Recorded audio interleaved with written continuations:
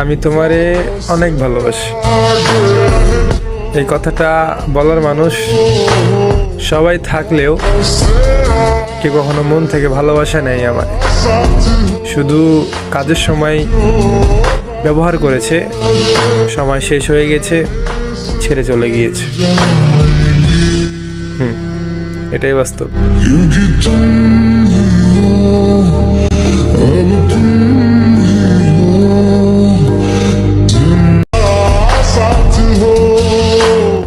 আমি তোমারে অনেক ভালোবাসি।